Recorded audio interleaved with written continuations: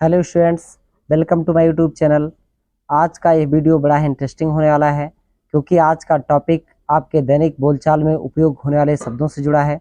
अगर आप बोलते हुए कहीं भी उपहास का शिकार नहीं होना चाहते हैं और अपना प्रोनाउंसिएशन आप सुधारना चाहते हैं तो आज आपको मेरा ये वीडियो अंत तक अवश्य देखना चाहिए।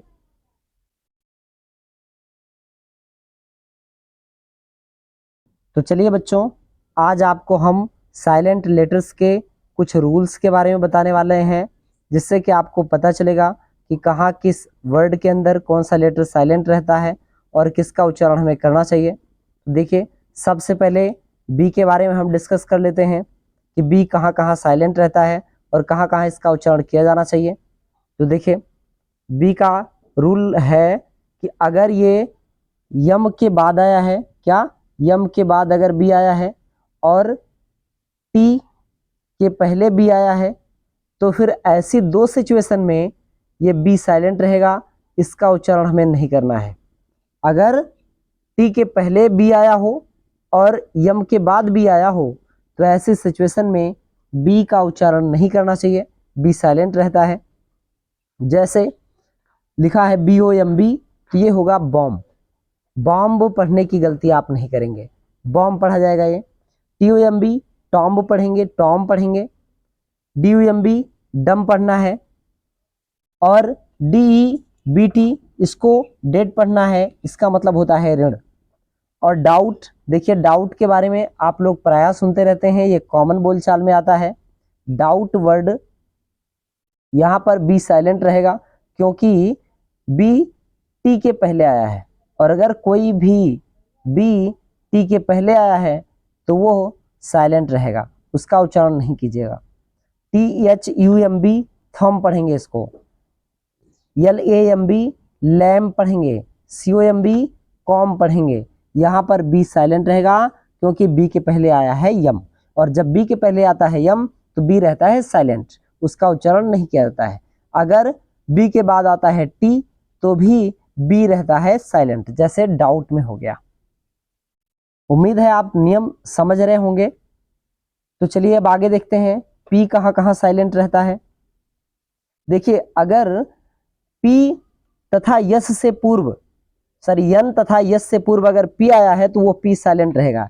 यानी पी के बाद अगर यन आया है तो पी साइलेंट रहेगा, और अगर पी के बाद एस आया है तो भी ये पी साइलेंट रहेगा। जैसे पी के बाद यस साइकोलॉजी में आया है, पी के बाद यस आया है, यहाँ पर हम उच्चारण यस से ही शुरू करेंगे, अर्थात सा से शुरू करेंगे, साइकोलॉजी पढ़ते हैं इसको। तो पी यहाँ पे साइलेंट रहेगा। साइलेंट क्यों रहेगा? क्योंकि इसके बाद आ रहा है यस, और जहां पी के बाद आता है यस वहां पर पी होता है साइलेंट, उसका उच्चारण हम नहीं करते हैं। इसको हम पढ़ेंगे साइकोलॉजी। PSALM इसको हम पढ़ेंगे साम। यहाँ पर यल भी साइलेंट है और पी भी साइलेंट है। पी क्यों साइलेंट है? क्योंकि पी के बाद आ रहा है यस, और जब पी के बाद आता है यस या पी के बाद आता है यन तो वहां पर पी होता है साइलेंट। यल कब साइलेंट होता है अभी हम यल वाले नियम में देखेंगे। इधर देखिए, निमोनिया, यहाँ पर एन साइलेंट रहता है, सॉरी पी साइलेंट रहता है क्योंकि पी के बाद आया है यन, और जब पी के बाद यन आएगा तो पी प्रायः साइलेंट रहेगा। उसी तरह से न्यूमेटिक्स, यहाँ पर पी के बाद यन आया है तो पी रहेगा साइलेंट। देखिए यन कहाँ कहाँ साइलेंट रहता है, यन का रूल है ये। यन कहाँ साइलेंट रहता है इसके बारे में देख लेते हैं हम।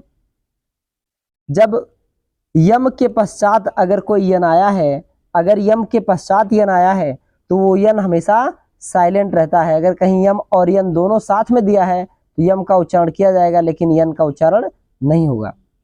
जैसे AUTUMN आटम होता है, आटम इस पतझड़, यहाँ पर यम के बाद यन आया हुआ है तो यह यम, सॉरी यन साइलेंट रहेगा, हमें इसका उच्चारण केवल यम तक ही करना है, आटम तक ही करना है।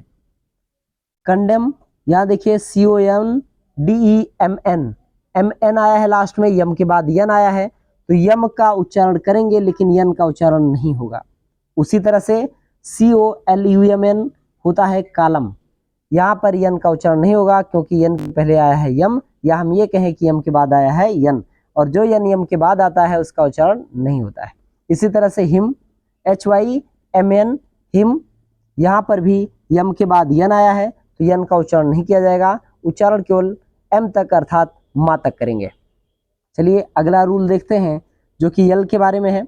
अभी हम आपको बता रहे थे कि यल वाला जो नियम है उसको हम यल में देखेंगे कब साइलेंट रहता है यल। देखिए अगर अगर एम एफ के और डी से पहले यल आया है तो यह प्रायः साइलेंट रहता है। किसके किसके पहले आया है?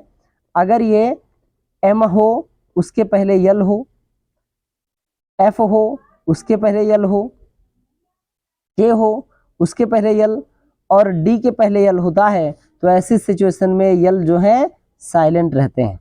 अगर के पहले यल है साइलेंट रहेगा, डी के पहले यल है साइलेंट रहेगा और एफ के पहले यल है तो भी साइलेंट रहेगा। जैसे CALM, यहाँ यम के पहले यल है तो ये यल साइलेंट रहेगा, इसको हम काम पढ़ेंगे। PSALM, यहाँ पर P भी साइलेंट है, यल भी साइलेंट है। अभी हमने आपको बताया था P क्यों साइलेंट रहता है, जब P के बाद यस दिया हो या P के बाद यन दिया हो तो वहाँ पर प्रायः P साइलेंट रहता है। और यल कहाँ साइलेंट रहता है? अगर ये यम के पहले आया है, यफ के पहले आया है, डी के पहले आया है, के पहले आया है तो ये साइलेंट रहेगा। इसी तरह से HALF हाफ, यहाँ देखिए यफ के पहले यल आया है तो यल साइलेंट रहेगा। FOL के फॉक, फॉक माने होता है जनसमूह, यहाँ के पहले यल आया है इसलिए यल साइलेंट रहेगा। और TAL के टाक, टाक माने बातचीत करना, यहाँ पर के पहले यल आया है इसलिए भी साइलेंट रहेगा यल। BALM बाम पढ़ते हैं इसको, पीड़ा निवारक। एल के बाद यम आया है या हम कहें कि यम के पहले यल आया है तो ऐसी सिचुएशन में यल साइलेंट रहता है। अच्छा देखिए ये जो कुड और उड लिखा हुआ है ये COULD, बच्चे यहाँ प्रायः गलती करते हैं, इसको कुल्ड पढ़ देते हैं, गलत होता है, ये कुड होता है। ये कैन का पास्ट टेंस है, पास्ट फॉर्म है। और उसी तरह से WOULD उड पढ़ा जाना चाहिए इसको, ये उल्ड नहीं है, बिल का पास्ट फॉर्म होता है ये। लेकिन इस नियम का अपवाद भी है, ये यल के बाद जहां भी डी आता है हर जगह ये यल साइलेंट नहीं रहता, ये प्रायः केवल कुड और उड में ही देखने को मिलता है, क्योंकि और भी ऐसे तमाम वर्ड हैं जहां पर एल रहता है उसके बाद भी डी रहता है तब भी यल का उच्चारण किया जाता है। जैसे हो जाता है गोल्ड, क्या गोल्ड हो जाता है, बोल्ड हो जाता है, यहाँ पर डी आया है उसके पहले यल है लेकिन यह यल साइलेंट नहीं है, इसका उच्चारण किया जा रहा है। तो यह नियम प्रायः कुड और उड में ही लागू होता है, बाकी तमाम जगह यह यल उच्चारित किया जाएगा, इसका उच्चारण किया जाता है भले ही इसके बाद डी आया हो। देखिए अंग्रेजी विदेशी भाषा है, ये इसीलिए कठिन है, इसीलिए टफ है क्योंकि यहाँ पर हर वर्ड के लिए स्पेशल नियम होते हैं, अपवाद भी बहुत सारे होते हैं, इसीलिए हमें इसको बहुत ध्यान से पढ़ना चाहिए, एक एक वर्ड तक पहुँचना चाहिए, ज़्यादा से ज़्यादा प्रैक्टिस करनी चाहिए, तभी हम इसमें परफेक्शन प्राप्त कर सकते हैं। चलिए अगले रूल के बारे में देखते हैं हम, के कहाँ पर साइलेंट होता है। देखिए अगर एन से पूर्व के आया है तो वो के साइलेंट रहता है, यानी के हो उसके बाद यन हो तो ये के साइलेंट रहेगा। जैसे नाइफ में होता है चाकू, एन से पहले के आया है तो के साइलेंट रहेगा। KNOT नॉट, नॉट मिस होता है गांठ या गट्ठर, यहाँ भी के बाद यन आया है या हम कहें यन के पहले के आया है तो के साइलेंट है, इसका उच्चारण हमें नहीं करना है। उसी तरह से KNOW नो मिस होता है जानना, यहाँ भी के साइलेंट होता है। नाइट KNIGST नाइट मिस योद्धा होता है, यहाँ भी के बाद यन आया है। कोलकाता नाइट राइडर्स नाम सुने हैं आप IPL टीम का, तो वहाँ पर जो नाइट रहता है उसी की यही स्पेलिंग होती है, उसको हम नाइट पढ़ते हैं KNIGST। उसी तरह से नॉक मिस होता है खटखटाना, यहाँ पर के साइलेंट रहता है क्योंकि के बाद यन आया होता है। चलिए आगे रूल के बारे में देखते हैं हम, जी कहाँ कहाँ साइलेंट रहता है। देखिए जब एन से पहले जी आया हो यानी जी हो उसके बाद में यन आया हो तो यह जी साइलेंट रहेगा। जैसे GNAT नेट पढ़ते हैं, नेट मिस होता है मच्छर, मॉस्क्यूटो माने भी मच्छर होता है, नेट माने भी होता है। डिजाइन, यहाँ पर SIGN के पहले जी आया है तो इसका उच्चारण नहीं किया जाएगा, डिजाइन पढ़ेंगे इसको। उसी तरह से रीन माने होता है शासन करना, ये जी के बाद यन आया है इसलिए जी साइलेंट है। और साइन SIGN, यहाँ पर एन के पहले जी आया है तो ये भी साइलेंट रहेगा। इस तरह से हम देखते हैं H वाला रूल। H देखिए इसका कोई स्पेशल रूल नहीं है H का, ये आपको वर्ड टू वर्ड तक जाना पड़ेगा तभी आप इसको जान पाएंगे। देखिए ऑनर HONOUR, यहाँ ऑनर H साइलेंट है, यहाँ आवर H साइलेंट है, H के बाद O आया है H साइलेंट है, यहाँ HEIR H के बाद E आया है और यहाँ पर भी H साइलेंट है, इसको एयर पढ़ते हैं, उत्तराधिकारी होता है। लेकिन वहीं HOLD हो होल्ड, यहाँ H साइलेंट नहीं है। होस्ट, यहाँ H साइलेंट नहीं है। तो ये कोई रूल नहीं है कि अगर H के बाद O आ गया तो H साइलेंट रहेगा, ऐसा रूल नहीं है। आपको ये है वर्ड टू वर्ड पढ़ना पड़ेगा इस H के साइलेंट के नियम को जानने के लिए कि कहाँ कहाँ H साइलेंट रहता है और कहाँ कहाँ H साइलेंट नहीं रहता है। चलिए C के रूल के बारे में हम देखते हैं, कहाँ कहाँ C साइलेंट होता है।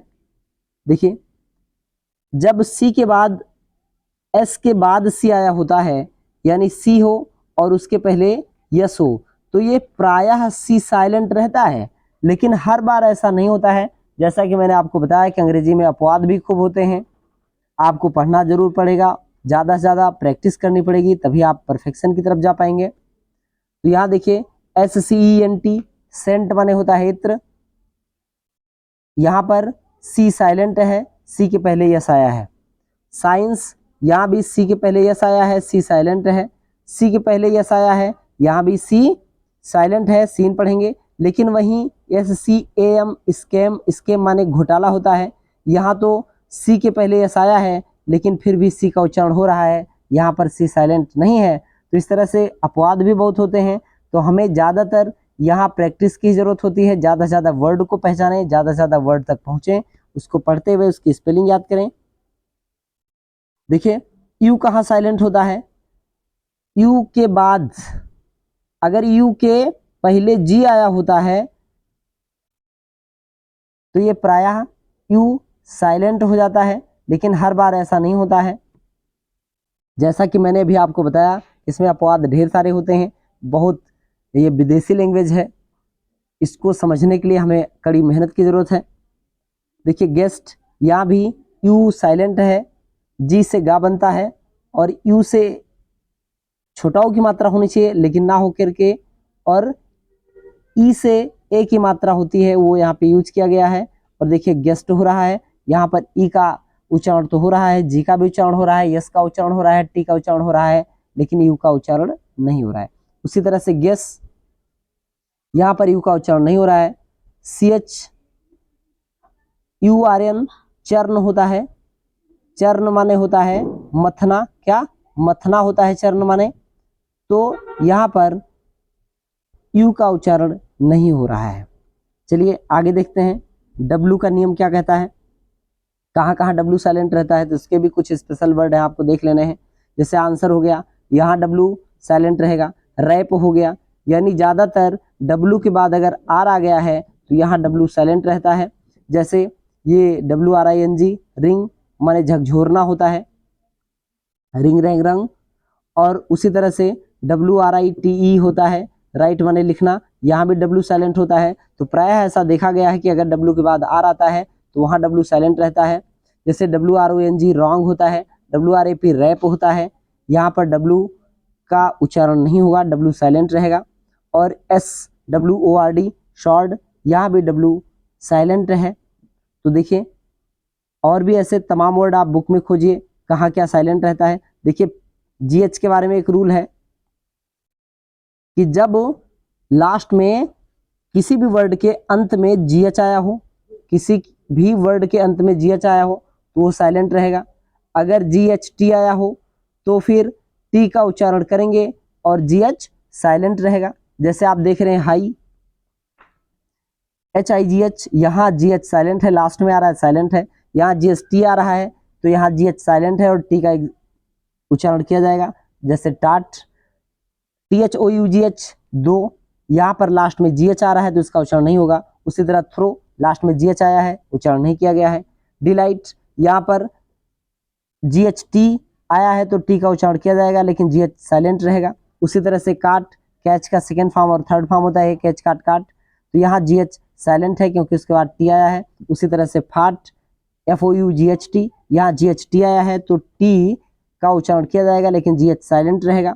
थाई, THI GH, थाई, यहाँ पर जीएच साइलेंट है।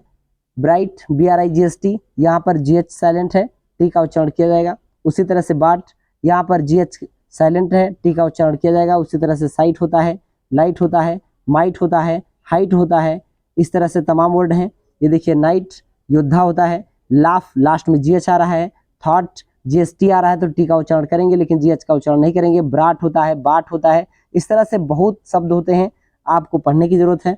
आप बुक उठाइए और उसमें से तमाम वर्ड्स खोजिए इस तरह से, जहाँ पर जीएच साइलेंट रहता है, जहाँ पर ओ साइलेंट रहता है, जहाँ पर टी साइलेंट रहता है, ऐसे तमाम वर्ड आप देखिए और हमारे रूल्स के अकॉर्डिंग उसको पढ़िए। देखिए आपका उच्चारण बहुत जल्द सुधर जाएगा। और प्रोनाउंसिएशन से रिलेटेड मैंने एक वीडियो और भी बनाया है जो कि आपको प्लेलिस्ट में मिल जाएगी, उसको भी आप अवश्य देखिएगा जो लोग नहीं देखे होंगे।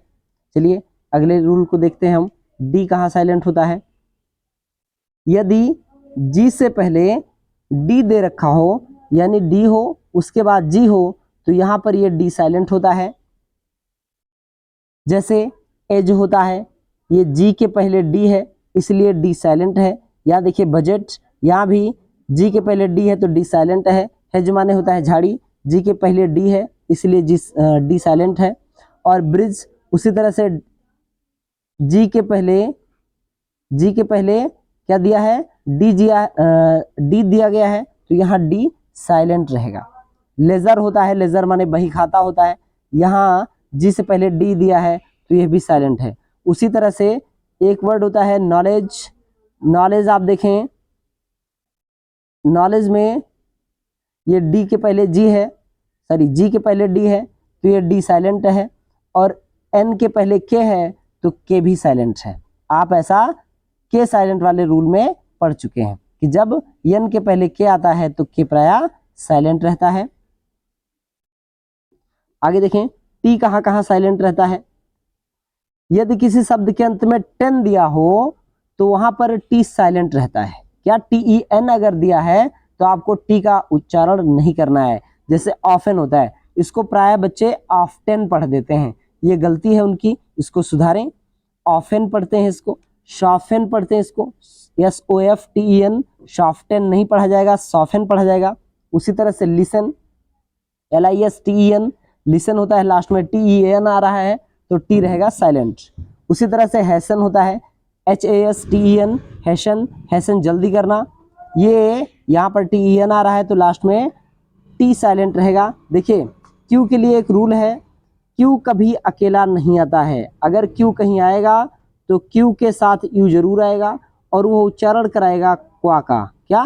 क्वा। जैसे क्विक, क्विक माने होता है तेज, क्विक माने तेज होता है।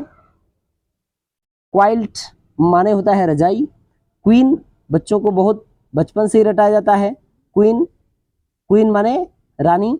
QUEEN, queen, QUILL, quill, quill माने होता है कांटा। क्या? क्विल माने कांटा होता है।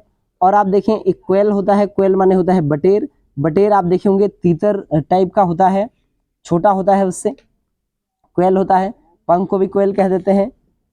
तो ये देखिए आप तमाम नियम के बारे में आज चर्चा हुई, उम्मीद है कि आपको समझ में भी आया होगा। अगर कहीं कोई दिक्कत आ रही है तो आप कमेंट बॉक्स में कमेंट कर सकते हैं, मैं उसका उत्तर देने का पूरा प्रयास करूंगा। चलिए अगर वीडियो आपको अच्छी लगी हो तो लाइक करें, फॉलो भी करें, सब्सक्राइब करें, अपने मित्रों के साथ शेयर भी करें। तो चलिए अब वीडियो को ही समाप्त करते हैं, मिलते हैं नेक्स्ट वीडियो में, तब तक के लिए जय हिंद।